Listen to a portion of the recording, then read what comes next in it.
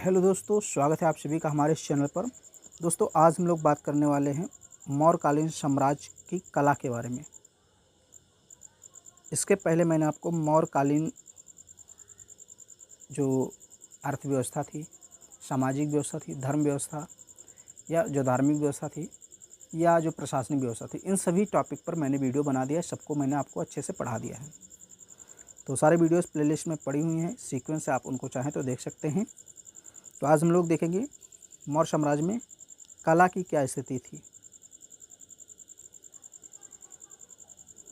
एक छोटा सा टॉपिक है, इसको हम लोग देख लेते हैं।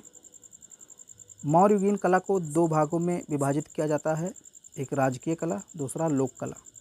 राजकीय कला में राज रक्षकों द्वारा निर्मित स्मारकों को शामिल किया जाता है, जैसे स्तंभ, गुहा, स्तूप।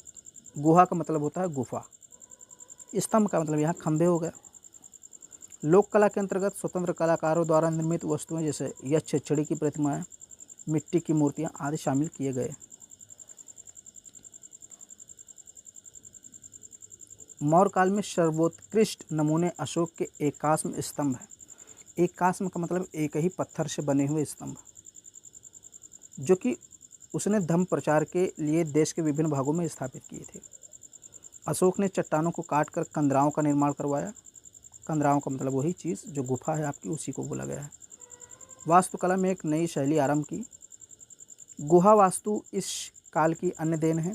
अशोक के शासनकाल से ही गुहाओं का उपयोग आवास के रूप में होने लगा, यानी गुफाओं का उपयोग।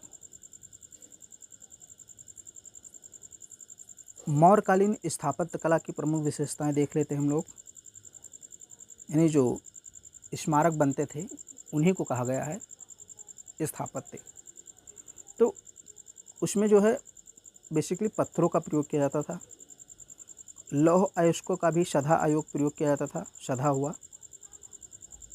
चमकदार पॉलिश का प्रयोग किया जाता था। भवन निर्माण में लकड़ी का प्रयोग किया जाता था। तो याद रखिएगा, पत्थर, लौह अयस्क, लकड़ी, इन सब का प्रयोग किया जाता था भवन निर्माण में। मौर्य काल में मूर्तियों का निर्माण चिपकवा विधि यानी अंगुलियों या चुटकियों का इस्तेमाल करके या सांचे में ढालकर किया जाता था।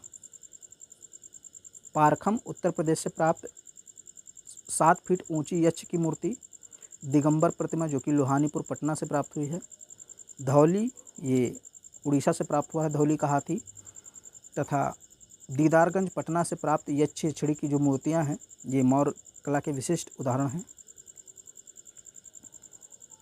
सारनाथ स्तंभ के शीर्ष पर बने 4 सिंहों की कलाकृतियाँ तथा उसके नीचे की बल्लरी आकृति अशोककालीन मूर्तिकला का बेहतर नमूना है, जो आज हमारा राष्ट्रीय चिन्ह है।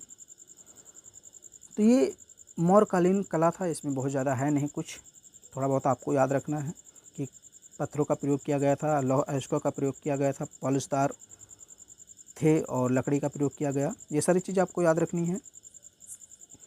और अब इसका एक टॉपिक बचता है मौर्य काल में, जो है आपका मौर्यकालीन, या आप कहें कि मौर्य साम्राज्य जो था उसका पतन कैसे हुआ, यानी मौर्य वंश के पतन के कारण के बारे में हम लोग पढ़ लेंगे। फिर आपका जो मौर्य साम्राज्य पूरा कंप्लीट हो जाएगा। उसके बाद हम लोग मौर्योत्तर काल में चले जाएंगे। तो उम्मीद करता हूँ वीडियो आपको पसंद आया होगा। लाइक कर दीजिए, शेयर कर दीजिए, हमारे चैनल को सब्सक्राइब कर लीजिए।